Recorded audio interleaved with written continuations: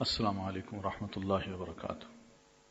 الحمد للہ نحمده ونستعینه ونستغفره ونؤمن به ونتوکل علیہ ونعوذ باللہ من شرور انفسنا ومن سیئات اعمالنا من يهده الله فلا مضل له ومن يضلله فلا هادي له ونشهد ان لا اله الا الله وحده لا شريك له ونشهد ان محمدا عبده ورسوله وصلی اللہ تعالی علی خیر خلقہ محمد وعلى آلہ واصحابہ اجمعین، اما بعد فإن احسن الحدیث کتاب اللہ واحسن الہدی ہدی محمد صلی اللہ علیہ وسلم وشر الامور محدثاتها فإن كل محدثة بدعة وكل بدعة ضلالة وكل ضلالة في النار۔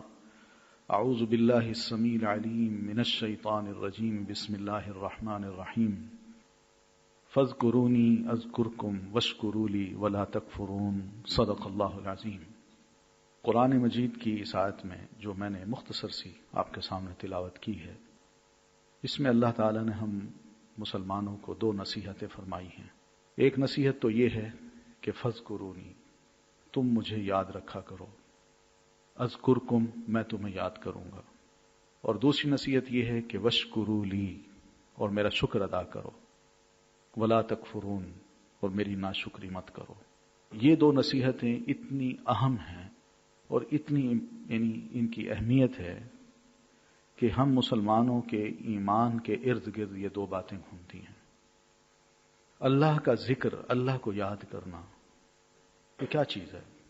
ہم اکثر و بیشتر شاید یہی سمجھتے ہیں اللہ کا ذکر یہی ہے کہ ہم اٹھتے بیٹھتے سبحان اللہ کہہ دیں، الحمدللہ کہہ دیں، یا دن میں کسی وقت ہم قرآن کریم کی تلاوت کر لیں، یا چند نوافل پڑھ لیں، یا اسی طرح نماز پڑھ لیں۔ ہم سمجھتے ہیں یہی اللہ کا ذکر ہے۔ فاذکرونی، تم مجھے یاد کرو، یہ اس کا لفظی ترجمہ ہے۔ تو کہاں یاد کریں اس کو؟ ایک سوال ہے۔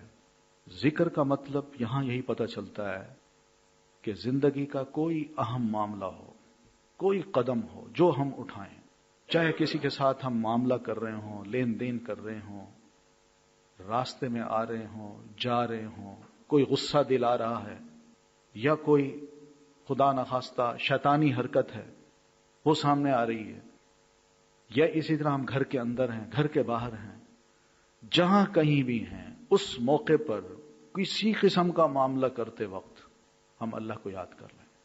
یہ صحیح معنوں میں ذکر کا مطلب ہے۔ یعنی اس وقت ہم ضرور یہ سوچ لیں کہ ہم جو کچھ کر رہے ہیں، کیا اللہ اس کی اجازت دیتا ہے؟ اللہ تعالیٰ کہیں ناراض تو نہیں ہوگا؟ جب میں اس موقع پہ اللہ تعالیٰ کو یاد کر لیتا ہوں اور اللہ کو یاد کر کے غلطی سے باز رہتا ہوں، غلط کام نہیں کرتا اور اس سے پلٹ کے نیکی کی طرف پلٹتا ہوں، تو ایسے موقع پہ اللہ فرماتے ہیں پھر میں بھی اذکرکم، میں بھی تمہیں یاد کروں گا۔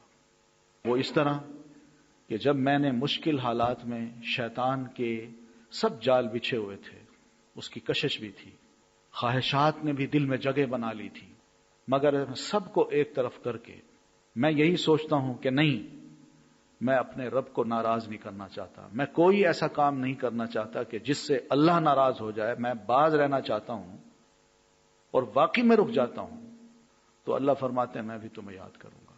اور اس یاد کرنے کا جو اہم مقام ہے وہ مقام ہے جہاں ہمارا میزان ہوگا کہ ایسے موقع پہ اللہ ہمیں بھولے گا نہیں۔ وَأَمَّا مَنْ خَافَ مَقَامَ رَبِّهِ وَنَهَى النَّفْسَ عَنِ الْهَوَىٰ فَإِنَّ الْجَنَّةَ هِيَ الْمَأْوَىٰ، کہ جو شخص عین اس موقع پر جبکہ کوئی غلط کام کی دعوت اس کو دی جا رہی تھی، اس کا نفس اس کو ابھار رہا تھا، شیطان اس کو کہہ رہا تھا کہ آؤ ادھر پلٹ کے، مگر وہ پلٹنے کی بجائے کھڑا ہو گیا اور اس نے یاد کیا، اللہ میں نے تو اس کا جواب کل کو تجھے دینا ہے، تو میں یہ کیسے حرکت کر سکتا ہوں؟ مجھے تو ڈر لگتا ہے تیرے آگے کھڑا ہو کے اس سوال کا جواب دیتے وقت، اگر تو نے مجھ سے پوچھ لیا تو ایسے موقع پہ اگر بندہ ڈر جاتا ہے اور باز رہتا ہے غلطیوں سے، تو اللہ فرماتے ہیں فَلَهُ الْجَنَّةُ الْمَأْوَىٰ، اس کے لیے جنت ہی ٹھکانہ ہوگا، وہ جنت میں رہے گا۔ یہ وہ چیز ہے جس کو اللہ نے بڑا پسند کیا ہے۔ ہم ذکر کا مطلب کچھ اور سمجھتے ہیں، لیکن حقیقت میں ذکر یہی ہے، زبان چلتی رہے، یہ بھی ذکر ہے، لیکن ان ذکروں میں، ان تمام اذکار میں سب سے بڑا ذکر جو وہ یہی ہے۔ آپ دیکھ لیجئے، اللہ تعالیٰ نے قرآن مجید میں ایسے لوگوں کو بڑا سراہا ہے، اور پھر نبی علیہ الصلاۃ والتسلیم نے بھی بڑی مثالیں دی ہیں بنو اسرائیل کے لوگوں کی، ان کے نیک افراد کی۔ یہ سنی ہوگی آپ نے سب سٹوریز، لیکن یہ مقام ہوتا ہے، بڑا اونچا مقام، کہ آدمی عین اس موقع پر جبکہ خواہشات اس کو دعوت دے رہی ہوں، شیطان اس کو دعوت دے رہا اور بندہ رک جائے۔ نہیں، اسی ذکر کی ایک برانچ ہے صبر، کہ آدمی جب اللہ کو یاد کرتا ہے اس کو غصہ نہیں آتا، وہ بے صبرا نہیں ہوتا، وہ صبر کے دامن کو تار تار نہیں کرتا، بلکہ اپنے آپ کو بڑا مضبوط بنا لیتا ہے، بڑا مضبوط، اس لیے کہ دکھ آیا ہے، تکلیف آئی ہے، کچھ بھی آیا ہے، میری بیک پہ میرا اللہ ہے، اس اللہ نے مجھ سے وعدہ کیا ہوا ہے۔ وَبَشِّرِ الصَّابِرِينَ الَّذِينَ إِذَا أَصَابَتْهُمْ مُصِيبَةٌ قَالُوا إِنَّا لِلَّهِ وَإِنَّا إِلَيْهِ رَاجِعُونَ، کہ ایسے لوگ جو صبر کرتے ہیں ان کو آپ خوشخبری دے دیجئے کہ جب انہیں کوئی مصیبت پہنچتی ہے، کوئی تکلیف پہنچتی ہے، تو اس وقت صبر کا دامن ہاتھ سے نہیں چھوڑتے، بلکہ عین اس موقع پر پہاڑ بن کے کھڑے ہو جاتے ہیں اور صرف اتنے لفظ منہ سے نکالتے ہیں کہ انا للہ، ہم تو یقیناً اللہ کے لیے ہیں۔ اگر یہ مصیبت آئی ہے، کوئی نقصان ہوا ہے، تو کوئی بات نہیں، کوئی پرواہ نہیں، اس لیے کہ اللہ کی دی ہوئی چیز تھی، اللہ نے واپس لے لی، تو یہ کیا، انا الیہ راجعون، ہم بھی اللہ کے ہیں اور ہم نے بھی اپنے رب کی طرف پلٹنا ہے۔ عین مصیبت کے موقع پر، تکلیف کے موقع پر اپنے رب کو یاد کرنا، یہ بھی ایک بہت بڑا ذکر ہے، اور رب کو اس طرح یاد کیا جا سکتا ہے اس موقع پر جب انسان صبر کا پہاڑ بن جائے۔ قرآن مجید میں اللہ تعالیٰ نے صبر کی اتنی تاکید کی ہے کہ وہ صبر بھی بڑا ریوارڈ رکھتا ہے، اور یہ تاکید اگر ہم دیکھیں تو مکہ سے لے کر مدینہ کے آخری لمحے تک نبی علیہ الصلاۃ والتسلیم کو اور صحابہ کرام کو کی جاتی رہی۔ اگر مکہ میں انہیں تکلیفیں ملی تو اس موقع پر بھی کہا گیا صبر کرو، اور جب صحابہ چیخے کہ اللہ کے رسول یہ دیکھیے انہوں نے ہماری ہڈیاں توڑ دی ہیں، ہمیں آج مارا پیٹا گیا ہے، ہمیں آج تکلیف پہنچائی گئی ہے، آپ دیکھتے نہیں، الا تنظر الینا، اللہ کے رسول آپ دیکھ نہیں رہے میرا کیا حشر کر دیا ہے، الا تدعو لنا، اللہ کے رسول کیا آپ ہمارے رب سے دعا نہیں کرتے، اللہ کے رسول کیا ہمیں آپ اجازت نہیں دیتے کہ ہم ان کے خلاف بھی ہتھیار اٹھائیں؟ تو نبی علیہ الصلاۃ والتسلیم نے اس موقع پر اپنے ساتھیوں سے فرمایا، تم تھوڑی سی تکلیف آنے پر اتنی بے صبری کا مظاہرہ کر رہے ہو، تم سے پہلے کے جو مسلمان تھے ان کا تو عالم یہ تھا کہ جب انہوں نے لا الہ الا اللہ کی بات کہی تھی اور لوگوں نے برداشت نہیں کی تھی، تو مخالفین ان کو میدان میں لاتے ہیں، گرم کی ہوئی لوہے کی کنگھی، بالکل لال سرخ کنگھی، وہ اٹھا کے ان کے جسم پہ پھیرتے ہیں اور ان کے جسموں کو وہ آدھو آدھ کر دیتے ہیں، مگر وہ اف تک نہیں کرتے۔ ابھی تو تمہارا وہ موقع ہی نہیں آیا، تمہارا تو وہ مرحلہ ہی نہیں آیا۔ یہ مثال نبی علیہ الصلاۃ والتسلیم نے دی تو صحابہ کرام کے اندر ایک صبر بھی پیدا ہوا اور یہ جذبہ بھی پیدا ہوا کہ ہم پہلوں سے آگے بڑھنا چاہتے ہیں۔ رسول اکرم صلی اللہ علیہ وسلم کو جو تکلیفیں پہنچتی تھیں اہل مکہ کی طرف سے، جیوز کی طرف سے، عجیب و غریب قسم کی باتیں، الزامات، وہ چھاڑ ان کی، تو نبی علیہ الصلاۃ والتسلیم کو بھی پچھلے انبیاء کرام کے واقعات سنائے جاتے، واقعات آپ پر یہ نازل ہوتے، ان کو جب پڑھتے اور سنتے تو آپ کا دل بھی بڑا ہو جاتا تھا کہ مجھ سے پہلے بھی بے شمار انبیاء آئے ہیں اور ان کو یہ سب کچھ برداشت کرنا پڑ رہا ہے، تو میں کیوں نہ کروں؟ تو آپ کا دل بڑا مضبوط ہوتا۔ تو صبر جو ہے یہ بھی کیا ہے، ذکر کا ایک بڑا مقام ہے، بہت بڑا مقام۔ یہ صبر جو ہے خاص طور پر ہمیں ایمان ہی کے ذریعے نصیب ہوتا ہے۔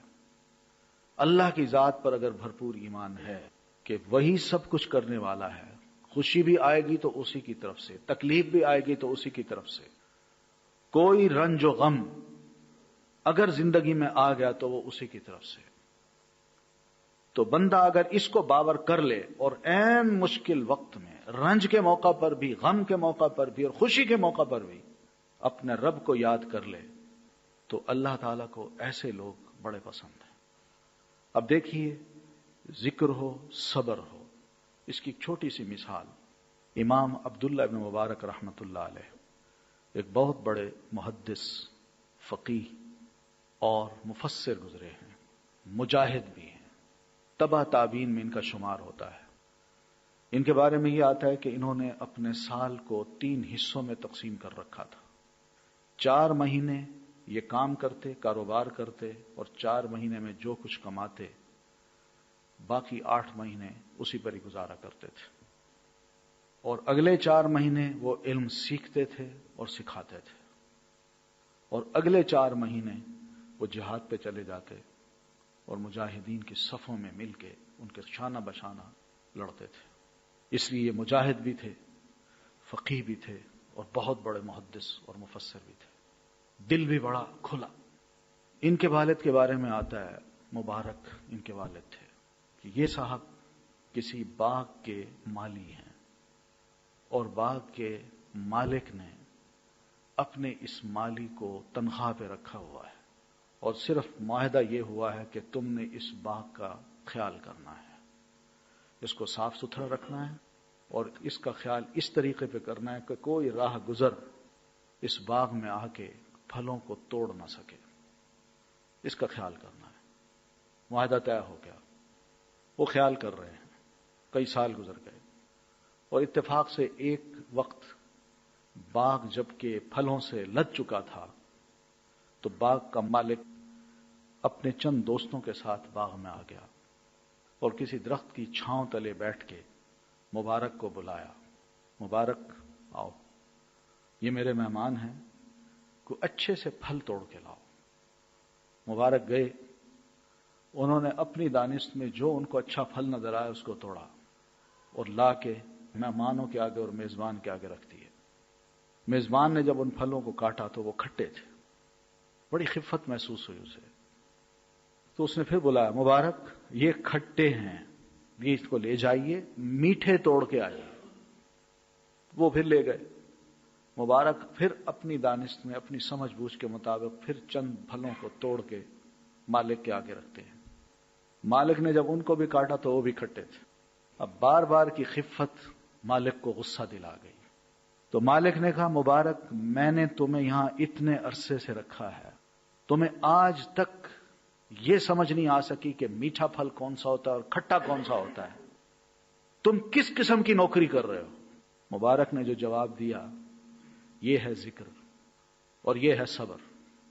مبارک کہتے ہیں، جناب آپ نے مجھے باغ کا رکھوالا رکھا ہے، پھلوں کا رکھوالا نہیں رکھا کہ میں پھل کھا کھا کے آپ کو بتا سکوں کہ یہ میٹھا یہ کھٹا ہے۔ اللہ گواہ ہے کہ میں نے اسی معاہدے کے تحت صرف آپ کے باغ کی نگرانی کی اور آج تک آپ کے پھل کو میں نے چکھ کے نہیں دیکھا۔ یہ کیا چیز تھی؟ یہ خدا خوفی تھی کہ جو معاہدہ ہو چکا ہے میں نے اس پہ رہنا ہے۔ یہی خدا خوفی کسی بھی مرحلے میں بندے کے دل میں ہو، اس کا ذکر ہو، اس کی یاد ہو، تو کیا کبھی ضرورت پڑے ہمیں کہ ہم اتنی بڑی بڑی جو کوٹھیاں بنا کے رہتے ہیں اس کے اندر کہ دروازے پہ ہمیں کسی چوکیدار کو رکھنا پڑے؟ کیا کبھی ضرورت پڑے ایسی چیزوں کی؟ کیا کبھی ہم ایسا محسوس کریں کہ کوئی چیک اینڈ بیلنس کا نظام بھی ہو؟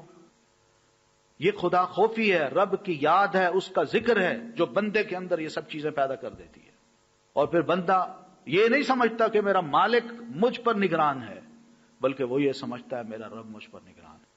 تو یہ نگرانی جو ہے یہ کبھی نصیب نہیں ہو سکتی بندے کو جب تک کہ اس کے دل میں اللہ کا ذکر نہ ہو۔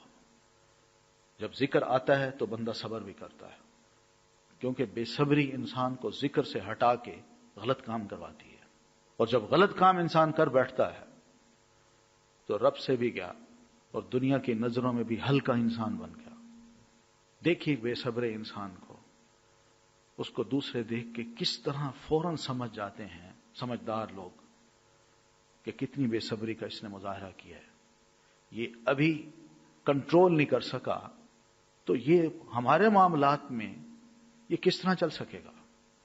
ذکر کے ساتھ صبر، یہ دونوں ایک دوسرے کے ساتھ لازم و ملزوم ہیں۔ اللہ کی یاد، یہی یاد ہمیں ہر وقت رکھنی چاہیے۔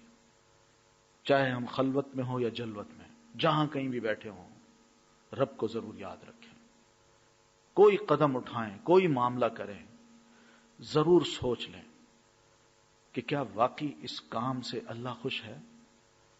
میرا اللہ جانتا ہے سب کچھ، میرے دل کی نیت کو بھی، میرے عمل کو بھی، جو کچھ میں کر رہا ہوں واقعی اللہ تعالیٰ اس سے خوش ہوگا؟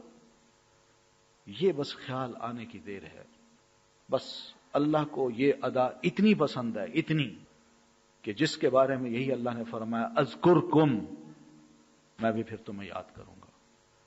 اور اللہ کا یاد کرنا پھر یہی ہوتا ہے کہ مشکل وقت میں بھی اللہ اس کا سہارا بن جاتا ہے۔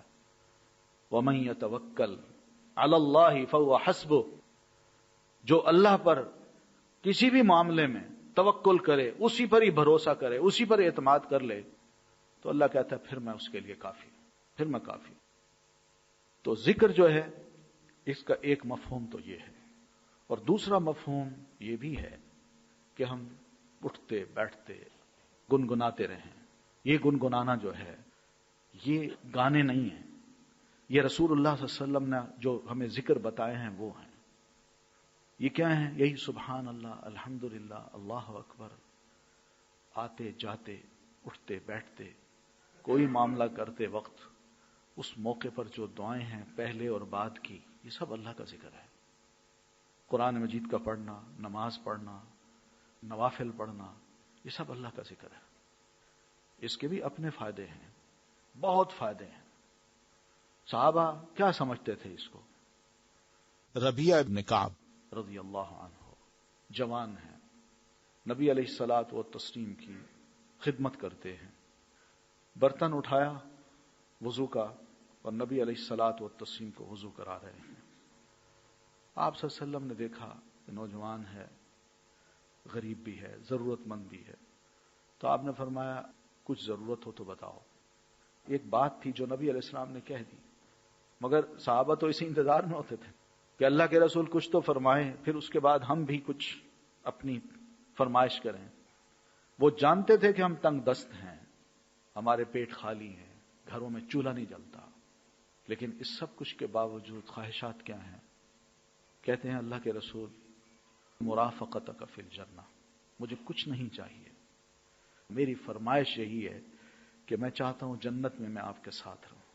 یہ فرمائش کر دی کہ اللہ کے رسول میں چاہتا ہوں جنت میں آپ کے ساتھ رہوں۔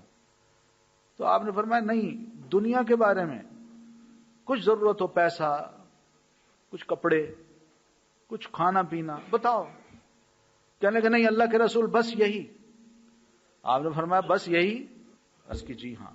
آپ نے فرمایا اگر ایسی بات ہے تو پھر تم ایک چیز کو اختیار کر لو، اور وہ یہی ہے کہ نوافل خوب پڑھو، خوب نوافل پڑھو، کثرت السجود، فرض پڑھتے ہو، لیکن ان فرضوں کے ساتھ ساتھ آگے پیچھے جب بھی موقع ملے نوافل ضرور پڑھو، اور کثرت سے پڑھو۔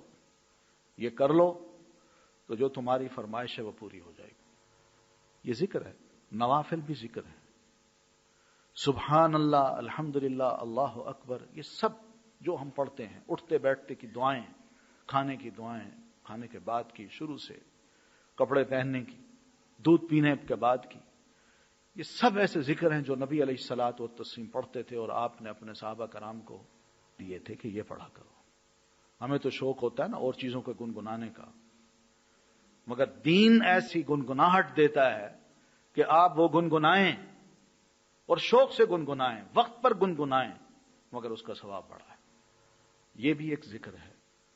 پھر اسی طرح ذکر کے کچھ اور ادائیں بھی ہیں جو نبی علیہ الصلاۃ والتسلیم نے اپنائی ہیں، کہ اللہ کے رسول صلی اللہ علیہ وسلم مثال کے طور پر آپ یہ فرماتے ہیں کہ 7 مسلمانوں کو، مومنوں کو، متقی لوگوں کو کل قیامت کے روز اللہ تعالیٰ اپنے عرش کے سائے تلے جگہ دے گا، جبکہ کوئی اور سایہ نہیں ہوگا۔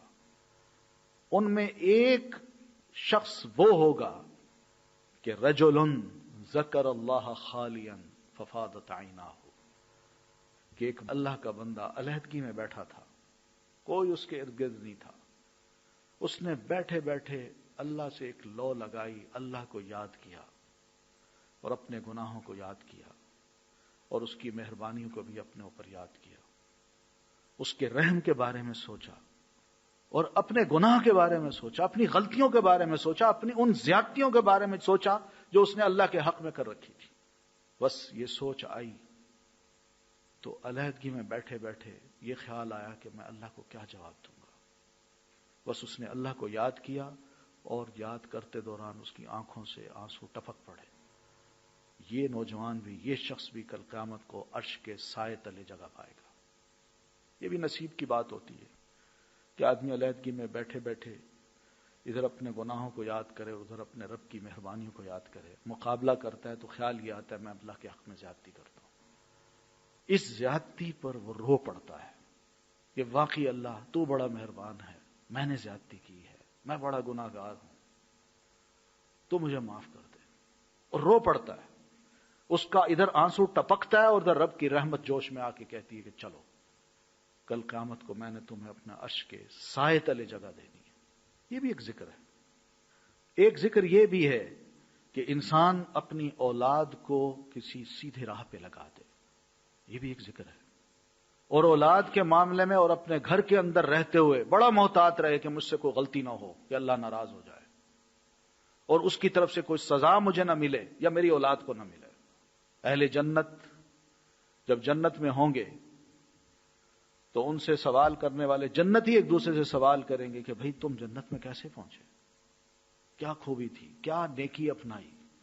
تو وہ جواب دیں گے اپنے ساتھیوں کو کہ انا کننا فی اہلنا مشفقین، کہ ہم دنیا میں رہے بیوی بچوں کے درمیان اور بیوی بچوں کے درمیان رہ کے ہوش سے رہے. ہم ڈرتے رہے کہ ہم سے کوئی غلطی نہ ہو، کہ بچوں کی محبت، بیوی کی محبت، اللہ کی محبت پہ غالب آ جائے. ہم بڑے محتاط رہے. ہم یہاں تک نوٹ کرتے رہے کہ ہماری بیوی بچوں سے کوئی ایسے غلط کام نہ ہو کہ کل کو اللہ ہم سے یہ پوچھے کہ تم ذمہ دار تھے، تم نے یہ کیوں حرکت کروائی. بڑے محتاط رہے ہیں، غلطیوں سے باز رہے، اللہ کی نافرمانیوں سے باز رہے اور ایک دوسرے کے حقوق کا پورا خیال کیا، اپنے فرض ادا کیے اور جو بچوں کے حقوق تھے وہ بھی پورے کیے. شاید یہی وجہ ہے کہ اللہ تعالیٰ نے ہمیں جنت میں اس وجہ سے داخل کیا ہے. اب یہ دیکھیے اپنے گھروں میں انسان ہو اور بیوی بچوں کے درمیان تو بعض اوقات ان کی محبت اتنی غالب آ جاتی ہے کہ انسان یہ سوچتا ہے چھوڑو یار نماز پڑھ لیں گے، ابھی جو بیوی کی خواہش ہے، بچوں کی خواہش ہے، اس کو پورا کرو. اور بچوں کی محبت جب انسان پہ غالب آتی ہے تو اس محبت میں جو تقاضے ہوتے ہیں وہ تقاضے انسان سے بہت غلطیاں بھی کرواتے ہیں. وہاں تمیز ختم ہو جاتی ہے، سچ اور جھوٹ کی، جائز اور ناجائز کی، یہ تمیز ختم ہو جاتی ہے. اور جو ہی یہ تمیز ختم ہوئی پتہ چل گیا کہ اللہ سے یہ کٹ گیا ہے، پرواہ نہیں ہے اللہ کی. اللہ ناراض ہوتا ہے تو ہو، مگر بچے ناراض نہ ہو، بیوی ناراض نہ ہو. تو عین اس موقع پہ آدمی اپنے آپ کو سنبھال لے اور کہے نہیں، مجھے ڈر لگتا ہے کہ کل میں نے اپنے رب کو جواب دینا ہے اپنی اولاد اور بیوی کے معاملے میں، تو مجھے محتاط رہنا چاہیے، اس لیے پھونک پھونک کے میں نے قدم رکھے. بہت بڑا ذکر ہے یہ، معمولی نہ سمجھیے ذکر کے محفل کو، یہ ذکر کے کاموں کو. پھر یہ بھی دیکھتے ہیں ہم نبی علیہ الصلوۃ والتسلیم نے اللہ کو یاد کیا، اس کا ذکر کیا. وہ بھی ایک بڑا معقول طریقہ تھا، بہت ہی معقول اور مناسب انداز جو انسان کو زیب دیتا ہے. اللہ تعالیٰ نے ہماری عزت کی ہے، ہمیں انسان بنایا، ہماری تکریم کی ہے. اس تکریم کو سامنے رکھتے ہوئے اس نے بڑے مناسب طریقے سے ہمیں اپنی عبادت کے ڈھنگ سکھائے ہیں. اور وہ عبادت ایسی ہے کہ جس کو کوئی بھی دیکھے سوال ہی پیدا نہیں ہوتا کہ کوئی یہ کہہ سکے کہ اس عبادت کا طریقہ میرے دل کو نہیں بھاتا اور میں پسند نہیں کرتا کہ میں اللہ کے آگے یوں ہاتھ باندھ کے کھڑا ہوں، میں اس کے سامنے تھوڑا سا جھکوں اور میں اس کے سامنے سجدہ کروں یا اس کے آگے ہاتھ پھیلاؤں یا زبان سے اس کا ذکر کروں. کوئی انسان نہیں کہہ سکتا. عبادت دوسرے بھی کرتے ہیں، مگر انتہائی معقول طریقہ جو دین نے ہمیں بتایا ہے، اللہ نے اپنے بندوں کو بتایا کہ میری عبادت یوں کرو، وہ یہی طریقہ ہے جو قرآن مجید میں ہمیں کہا گیا ہے کہ وَاذْكُرُوهُ كَمَا هَدَاكُمْ، تم اپنے رب کو یاد کرو. کس طرح؟ اپنے بنائے ہوئے طریقوں سے نہیں، بلکہ اس طریقے سے جیسے اللہ نے تمہاری رہنمائی کی ہے۔ وہ رہنمائی کیا ہے؟ وہ رہنمائی نبی علیہ الصلوۃ والتسلیم سے عبادت کروا کے اللہ نے ہماری کر دی ہے۔ آپ صلی اللہ علیہ وسلم کے بارے میں ہمارا 100% ایمان ہے کہ اللہ کے رسول صلی اللہ علیہ وسلم نے جس طرح اپنے رب کی عبادت کی ہے اس سے بہتر اور خوبصورت اور خوب تر کوئی عبادت نہیں ہو سکتی، اور جو طریقہ اللہ کے ذکر کا اللہ کے رسول نے اپنایا اس سے بہتر اور خوب تر کوئی اور طریقہ نہیں ہو سکتا۔ نبی علیہ الصلوۃ والتسلیم نے اللہ کو یاد کیا، سجدے کیے، آپ اس کے آگے روئے، بڑے معقول طریقے سے بڑی عاجزی کے ساتھ رب کے آگے جھکے، اور جھکتے وقت بھی آپ کی ایک ایک حرکت میں عاجزی، ٹھہراؤ اور جھکاؤ تھا۔ یہ وہ طریقہ تھا جو اللہ کے رسول صلی اللہ علیہ وسلم نے ہمیں بتایا۔ آپ عبادت کرتے ہیں اپنے رب کی، سب صحابہ دیکھ رہے ہیں، اور گھر میں کرتے ہیں تو اہل خانہ دیکھ رہے ہیں، مگر کہیں ایسی کوئی بات نہیں ہے کہ اللہ کے رسول نے کوئی ایسی حرکتیں کی ہوں کہ جس سے دوسروں کی آنکھیں آپ کی طرف اٹھی ہوں کہ یہ کیا ہے، یا آپ نے خدا نخواستہ کوئی بھی آوازیں ایسی نکالی ہوں کہ جس سے لوگوں نے یہ محسوس کیا ہو کہ یہ کوئی خوفناک سا ذکر ہے یا آواز ہے جو اللہ کے رسول صلی اللہ علیہ وسلم کی ذات سے یا آپ کے منہ سے آ رہی ہے۔ ایک معقول طریقہ، یہی معقول طریقہ ہے، اس سے بہتر اور خوب تر کوئی طریقہ نہیں ہو سکتا، اور اسی کو اپنانا چاہیے۔ پھر اس ذکر کے بعد جو صبر ہے، اس صبر میں جو اہم بات ہے وہ اسلام پہ چلنا اور اس پر ٹکنا، یہ دین کا مطالبہ ہے۔ صبر، اسلام پہ چلنا اور اس پر ٹک جانا، چاہے کچھ بھی ہوتا ہے۔ میں نے اسلام کا دامن نہیں چھوڑنا، اس لیے کہ زندگی کے بہت سے مراحل ایسے آتے ہیں جس میں انسان کو خوشی بھی ملتی ہے، غم بھی ملتا ہے، اور عین اس موقع پر اسلام اس کو گائیڈ کرتا ہے۔ غم پہنچا ہے تو یہ کرنا ہے، خوشی پہنچی ہے تو پھولنا نہیں ہے، بلکہ رب کے آگے عاجزی اختیار کرنی اور جھکنا ہے، اس کا شکر بجا لانا ہے۔ یہ وہ چیزیں ہیں۔ صبر اس بات پہ بھی ہوتا ہے کہ بعض اوقات اپنے آپ کو دوسروں کے سامنے مسلمان کہتے ہوئے جرت کا مظاہرہ کرنا پڑتا ہے، اور ایک مسلمان بن کے اس کو دکھانا پڑتا ہے، یہ بھی صبر ہوتا ہے۔ صحابہ کرام نے مکی زندگی ہو یا مدنی کہیں بھی گئے ہیں، جرت کے ساتھ اپنے آپ کو مسلمان بن کے اور بنا کے دکھایا ہے کہ ہم مسلمان ہیں۔ انہوں نے کہیں ڈھیلے پن کا مظاہرہ نہیں کیا، حالات سے خوف کھا کے نہ اپنے آپ کو دین سے پرے کیا اور نہ اپنی اولاد کو کیا، بلکہ حقیقت میں انہوں نے صبر کا مظاہرہ اس طرح کیا ہے کہ کوئی بات نہیں، یہ اللہ کی دین ہے، میں اللہ کا شکر ادا کرتا ہوں۔ آج تو ہمارا مسئلہ یہ ہے کہ ہمارے نوجوان بچے اگر داڑھیاں رکھ لیں تو والدین کو خوف سا ہونے لگتا ہے کہ ہمارا بچہ کہیں خدا نہ خواستہ کچھ بن نہ جائے، کوئی ری ایکٹ سخت نہ کر دے۔ اور بچی اگر حجاب کر لے، دین پڑھنے لگ جائے، تو اس کا الگ ایک خوف ہوتا ہے کہ بچی نے حجاب کر لیا، یہ تو معاشرے میں اٹھ نہیں سکتی، رشتہ نہیں آ سکتا، کوئی نوجوان شاید اس کو قبول نہ کرے۔ خوف کھاتے ہیں، خوف۔ ہمیں اللہ پر اعتماد نہیں ہے، لوگوں پر اعتماد ہے، ان کی جیبوں پر، ان کی سوچوں پر اعتماد ہے، اللہ پر اعتماد نہیں ہے۔ میں باپ ہوں، بڑا بھائی ہوں، شوہر ہوں، بس اتنا ہوں، لیکن مستقبل کا میں مالک نہیں ہوں کہ میں مستقبل کے دینی فیصلے جو اللہ کے فیصلے ہوتے ہیں وہ میں کرنے بیٹھ جاؤں اور میں کہوں نہیں، مجھے یہ پسند نہیں ہے۔ یہ کون سے فیصلے ہیں؟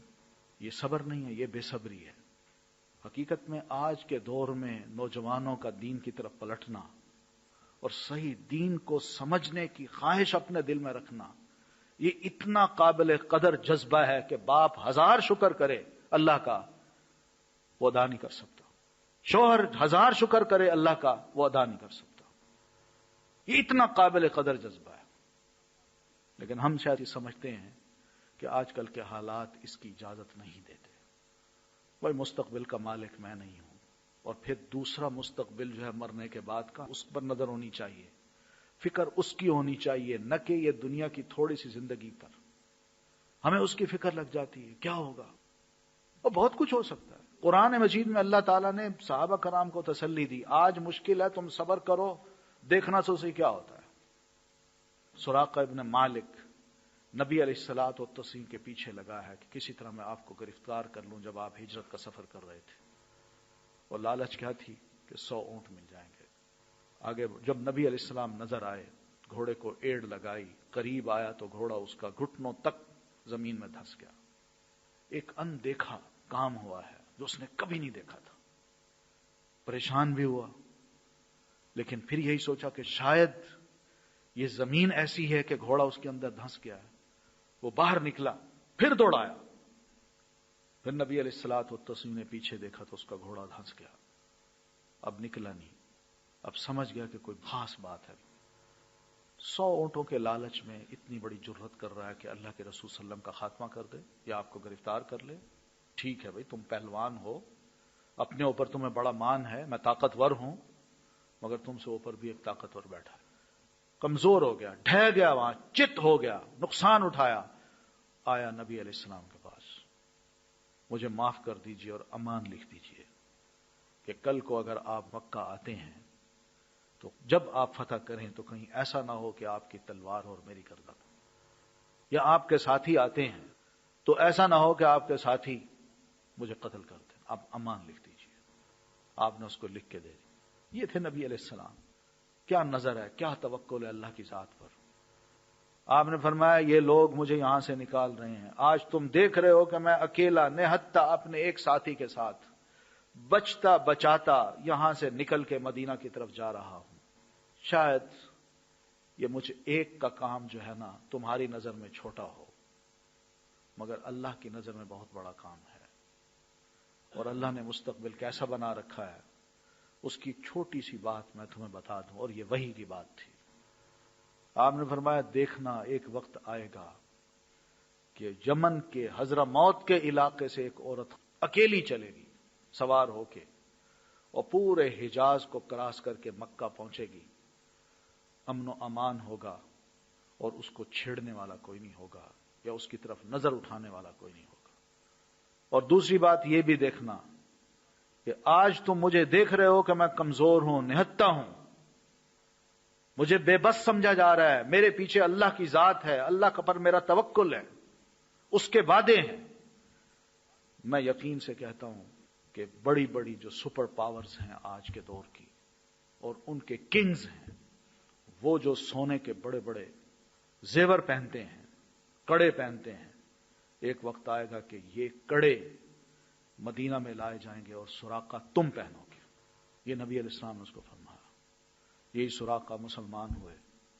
سیدنا عمر رضی اللہ تعالیٰ عنہ کے دور میں ایران کی جو پرشین سپر پاور تھی وہ فتح ہوئی، مسلمانوں نے اس کو فتح کیا۔ جو سامان مدینہ آیا اس میں کنگ کے اپنے زیور تھے، اور ان میں وہ سونے کے بڑے بڑے کڑے بھی تھے، حضرت عمر کے سامنے رکھے گئے، اور بتایا گیا سیدنا عمر خلیفہ یہ وہ کڑے ہیں جو بادشاہ خود استعمال کیا کرتا تھا۔ سراقہ بیٹھے ہوئے تھے، ادھر ہو، ان کا یہ پہنو، اس نے پہنے اور پھر اتروا دیے۔ آپ نے فرمایا بس میں صرف نبی علیہ الصلوۃ والتسلیم کی جو بات تھی اس کو پروو کرنا چاہتا تھا کہ اللہ کے رسول نے سچ فرمایا تھا، اور تاکہ تمہیں بھی یقین آ جائے کہ واقعی اللہ کے رسول نے سچ فرمایا تھا۔ یہ توکل کی بات ہے، اللہ پر اعتماد، ہمارا اپنے اوپر اعتماد ہے، اپنی صلاحیتوں پر، اور اس کا خوف دل میں رکھ کے ہم اپنے بچوں کو آج دین سے پرے کرنا چاہتے ہیں، اور یہ پتہ نہیں ہے کہ کل کو اللہ نے ہم سے جب پوچھ لیا تو ہمارے پاس جواب کیا ہوگا۔ قرآن مجید کو پڑھیے تو اس میں تو یہ سمجھایا گیا ہے کہ قو انفسکم و اہلیکم نارا، مومنو اپنے آپ کو بھی اور اپنے اہل و عیال کو بھی دوزخ کی آگ سے بچاؤ۔ کس طرح بچا جاتا ہے آگ سے؟ کیا اس کے قریب کوئی جاتا ہے؟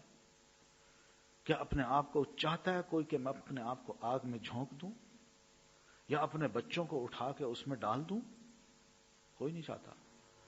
بچوں کو شاید قربان نہ کرے، اس کی خاطر باپ قربان ہو جائے، دنیا میں یہ دیکھا گیا ہے، تو اس کے ساتھ پیار دنیاوی نہ ہو، اس کے ساتھ اخروی پیار ہو کہ بیٹا میں یہ نہیں چاہتا کہ تم دنیا میں کامیاب ہو، میں یہ چاہتا ہوں کہ آخرت تمہاری بنے، آخرت میں سرخرو ہو، میں یہ چاہتا ہوں۔ اور یقین مانیے جس باپ کے دل میں یہ خواہش ہو کہ میرے بچوں کی آخرت سنورے، اللہ ان کی دنیا بھی سنوار دیتا ہے، یہ اللہ کا وعدہ ہے۔ یہ شکر ہے، یہ جو تیسرا سٹیپ ہے شکر کا، یہ شکر بھی ذکر کی ایک خاص برانچ ہے، اس کا بھی ذکر کے ساتھ تعلق ہے کہ آدمی کو اللہ دیتا جائے اور بندہ اللہ کا شکر ادا کرتا جائے۔ اللہ تو دیتا ہے مگر میرا لینا وہ جائز طریقے سے ہو۔ اللہ تعالیٰ پھر ایسے بندے کو مزید دیتا ہے، اس کا وعدہ ہے لَإِن شَكَرْتُمْ لَأَزِيدَنَّكُمْ، اگر تم شکر کرو تو میں تمہیں اور دوں گا۔ تو کیا اس سے بڑھ کر بھی کوئی شکر ہو سکتا ہے کہ اللہ نے کسی کو آج کے دور میں ایسی اولاد نصیب کی ہو جو دین کی طرف آنا چاہتی ہو یا دین پر عمل کرنا چاہتی ہو، ایسی بیوی نصیب کی ہو جو دیندار ہو یا دین کی طرف آنا چاہتی ہو یا دین کی طرف آ چکی ہو، اس سے بڑھ کر بھی کوئی شکر ہو سکتا ہے؟ حقیقت میں یہ سب سے بڑی نعمت ہے، یہ بھی سب سے بڑی نعمت۔ آپ صلی اللہ علیہ وسلم نے یہاں تک فرمایا ہے، ہم اس حدیث پر عمل نہیں کرتے تو نتائج دیکھیے کیا ہو رہے ہیں۔ آپ نے فرمایا جوان آدمی یا کوئی آدمی بھی جب شادی کرتا ہے تو اس کے پیش نظر 4 قسم کی بیویاں ہوتی ہیں کہ میری دلہن ایسی ہو، یا تو وہ مالدار ہو، یا بڑی خوبصورت ہو، یا بڑے خاندان کی ہو۔ یہ 3 خواہشیں، 3 چیزیں یوزولی آدمی دیکھتا ہے، لیکن ایک چوتھی چیز بھی ہے جس کی طرف بہت کم نظریں ہوتی ہیں۔ وہ کیا ہے؟ کہ بیوی کا دیندار ہونا۔ بہت کم نظریں ہوتی ہیں اس طرف۔ جیسے آج کل ہم کہتے ہیں یہ تو ملوانی ہے، یہ کیا کرے گی، اس کو کچھ پتہ ہی نہیں۔ بہت کم نظریں ہوتی ہیں اس طرف۔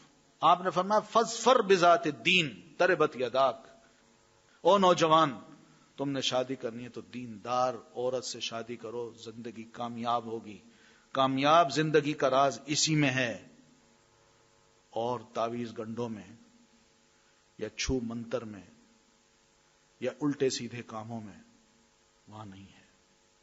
کامیاب زندگی کا راز اسی میں ہے کہ آدمی کے ذہن میں یا آدمی کی سوچ یا آدمی کی تلاش ایسی ہو جو دیندار لڑکی ہو۔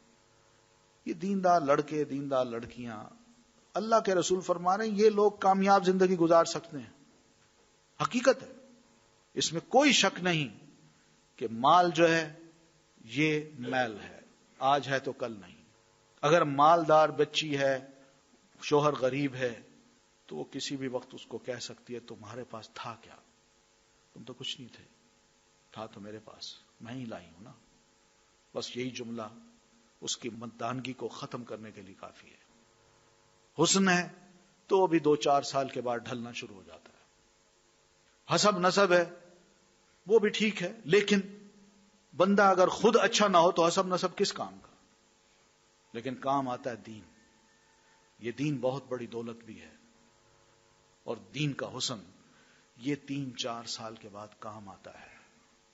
وہ اس طرح کہ اللہ جب بچے دیتا ہے تو بیوی کے اندر اگر دینی حسن ہے تو وہ دینی حسن بچوں میں ہی فیڈ کرتی ہے، بچوں میں ہی منتقل کرتی ہے، اور پھر بچے ایک خوبصورت اولاد بن کے بڑے ہوتے ہیں۔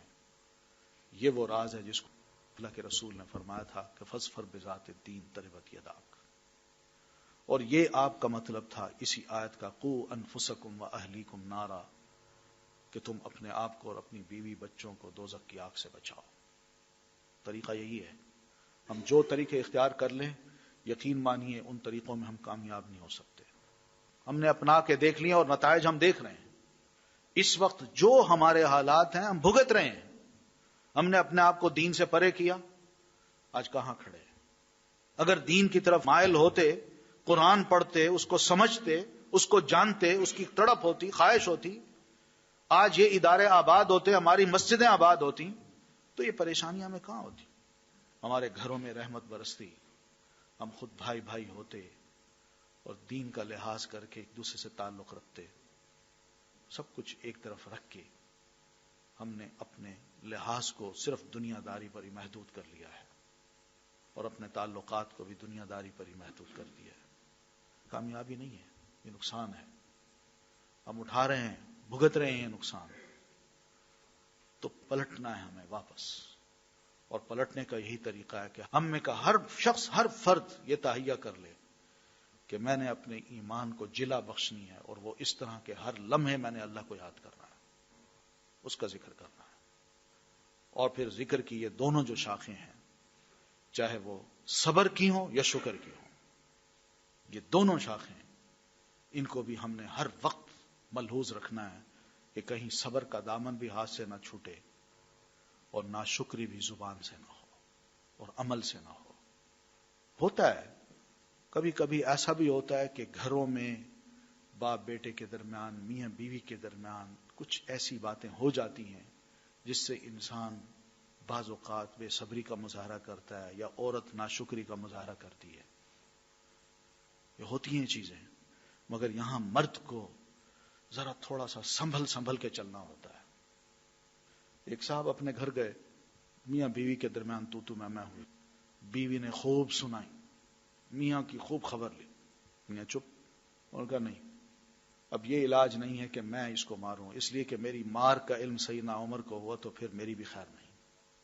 تو بجائے اس کے کہ وہ کوئی ری ایکشن اپنا کرتے، خاموشی سے باہر نکلے، اور یہ سوچ کے نکلے کہ میں جاؤں اور سیدنا عمر رضی اللہ تعالیٰ عنہ جو خلیفہ وقت ہیں ان کو شکایت کروں.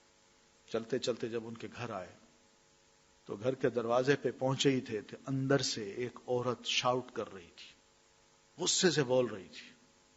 اس نے آواز پہ ذرا کان لگائے تو معلوم ہوا کہ یہ تو سیدنا عمر کی اپنی بیوی ہیں، اور وہ بات بھی سیدنا عمر سے کر رہی ہیں، بڑی غصے سے بولتی جا رہی ہیں. اور سیدنا عمر خاموش، یہ جواب دے رہے ہیں لیکن بڑے آہستہ سے، دھیمی آواز سے. وہ صاحب کھڑے ہو گئے. پہلے تو سوچیں میں دروازہ کھٹکھٹاؤں، میں تو آیا تھا شکوہ کرنے، لیکن یہاں تو وہ جو میرا اپنا حال ہے وہ یہاں بھی ہو رہا ہے. تو واپس پلٹ گئے. سیدنا عمر نے دروازہ کھولا، باہر آئے تو دیکھا ایک شخص جا رہا ہے. آواز دی اس کو، ادھر آؤ.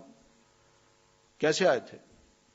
ان کو میں تو اس لیے آیا تھا، میں گھر گیا تو بیوی مجھ پر بڑا چیخی، بڑی اس نے گرم سرد باتیں کی، اور بڑا غصہ بھی آیا مجھے، لیکن میں خاموش رہا، اور میں نے یہ سوچا کہ میں آپ کو آ کے شکایت کروں، آپ ہی مجھے بتائیں میں کیا کروں. لیکن جب میں آپ کے دروازے پہ پہنچا تو میں نے آوازیں جو سنی تو مجھے محسوس ہوا کہ جو میرے گھر کی حالت ہے وہ آپ کی ہے.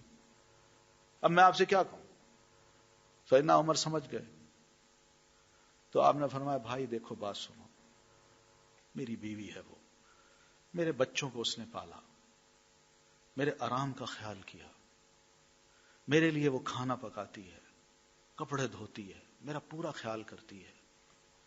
تو کبھی کبھی اگر وہ ناراض ہو جاتی ہے تو کوئی بات نہیں، میں اس کے احسانات کو دیکھتا ہوں اور ادھر اس کی باتیں بھی سنتا ہوں، میں برداشت کرتا ہوں. اور یہ اچھا طریقہ ہوتا ہے. جواب بھی دے دیا اور اپنی معذرت بھی بتا دی اس کو. وہ سمجھ گیا کہ معاملہ واقعی ایسے ہونا چاہیے. ایک اور بڑے لطف کی بات ہے کہ دیکھیے گھر کے معاملات کو اگر دیندار بیوی ہو اور خامند بھی دیندار ہو تو معاملے کس طرح سلجھتے ہیں، کس طرح ایک میاں بیوی کے درمیان ایک ہلکی سی رونق آ جاتی ہے. امام شافعی رحمۃ اللہ علیہ بہت بڑے فقیہ ہیں، محدث بھی ہیں، اور اپنے وقت کے چیف جسٹس بھی. گھر آئے، بیوی نے بڑے شکوے کیے کہ یہ نہیں ہو سکا، آج آپ نے یہ نہیں کیا، یہ لانا تھا، میں انتظار کرتی رہی، کچھ بھی نہ لایا، میں کیا کرتی. بہت کچھ کہا، بہت کچھ شکوے کیے، اور پھر بار بار تھوڑا سا کام کیا پھر شکوا، پھر تھوڑا سا کام کیا پھر شکوا. میاں نے کہا، امام شافعی نے، بیگم کیا تم جانتی ہو کہ صبر اور شکر کس کو کہتے ہیں؟ وہ بھی ماشاءاللہ بڑی سمجھدار تھی، غصہ اپنے میاں کو دلا چکی تھی اور جو غصہ تھا وہ بھی نکال چکی تھی. مگر جب میاں نے آخر میں یہ لفظ کہے، بیگم جانتی ہو صبر اور شکر کس کو کہتے ہیں، تو بیوی نے بڑا خوبصورت جواب دیا، اور ماحول جو تھا وہ خوشی میں بدل گیا. بیوی نے کہا، جی ہاں میں جانتی ہوں، میں آپ کو دیکھ کے صبر کروں اور آپ مجھے دیکھ کے شکر کریں. وہ ہنس پڑے، وہ بھی مسکرا پڑی، بیوی مسکرا پڑی، ماحول خوش ہو گیا. لیکن کہنے کا مقصد یہ تھا کہ کس طرح لوگ ان باتوں کو سمجھتے تھے کہ صبر کیا ہے، شکر کیا ہے اور ذکر کیا ہے. تو انہی چیزوں میں ہم نے چلنا ہے. یہ چھوٹی چھوٹی باتیں ہیں جن میں رونق بھی آ سکتی ہے اور ان چھوٹی چھوٹی باتوں میں بڑی خرابی بھی پیدا ہو سکتی ہے. یہی وہ مواقع ہوتے ہیں جب مسلمان اپنے آپ کو سنبھالتا ہے اور سنبھال کے قدم رکھتا ہے اور سنبھال کے گفتگو کرتا ہے اور اس طرح ایک ماحول اچھا بن جاتا ہے. تو کوشش کیجئے، یہ نصیحتیں میں نے آپ کو نہیں کی بلکہ میرے لیے بھی ہیں، کہ ہم لوگ اپنے ایمان کو جلا بخشنے کے لیے ضرور ہر لمحے اللہ کا ذکر کریں، اس کو یاد رکھیں، اور ذکر کے ساتھ ساتھ اس کا شکر صبر بھی کریں. آتے ہیں ایسے مراحل، خوف نہ کھائیں. ہم مسلمان ہیں، ہم دین کو نہیں چھوڑ سکتے حالات کو دیکھ کے، اور نہ ہی کسی کو دین سے باز رکھ سکتے ہیں، نہ خوف کھا سکتے ہیں. ہمیں اس کا خوف ہونا چاہیے کہ ہم دین کو نہیں چھوڑ سکتے. اس لیے بچے ہیں، بچیاں ہیں، وہ اگر دین کی طرف آتی ہیں تو خوشی سے ان کے ساتھ تعاون کرنا چاہیے، ہمیں آگے بڑھنا چاہیے، خود بھی آگے بڑھیں، بچیوں کو بھی آگے بڑھائیں. یہ اچھی خیر کی بات ہے. اور پھر اس کے ساتھ ساتھ اللہ کا شکر بھی ادا کریں کہ ایسے ماحول میں، ان حالات میں اللہ نے کم از کم اتنی تو توفیق دے رکھی ہے کہ نماز پڑھ لیتے ہیں، روزے رکھ لیتے ہیں، اس کا ذکر کر لیتے ہیں. کچھ تھوڑی سی غلطیاں ہوتی ہیں، معافیاں بھی مانگ لیتے ہیں. یہ بہت بڑی نعمتیں ہیں. اللہ تعالیٰ مجھے بھی اور آپ کو بھی یہ اچھے اچھے کام کرنے کی توفیق عطا فرمائے. اقول قولی ھذا واستغفر اللہ لی ولکم ولسائر المسلمین برحمتک یا ارحم الراحمین. چلیے دعا کر لیتے ہیں. یا ربی لک الحمد کما ینبغی لجلال وجہک وعظیم سلطانک. اللہم صل وسلم علی نبینا محمد وعلی آل محمد کما صلیت علی ابراہیم وعلی آل ابراہیم انک حمید مجید. ربنا آتنا فی الدنیا حسنۃ وفی الآخرۃ حسنۃ وقنا عذاب النار. اللهم احسن عاقبتنا في الامور كلها واجرنا من خزي الدنيا وعذاب الاخره. اللهم اشف مرضانا ومرضى المسلمين، اذهب البأس رب الناس واشف انت الشافي لا شفاء الا شفاؤك شفاء لا يغادر سقما. اللهم وفقنا لما تحب وترضى واجعل آخرتنا خيرا من الأولى. اللهم إنا نسألك الهدى والتقى والعفاف والغنى.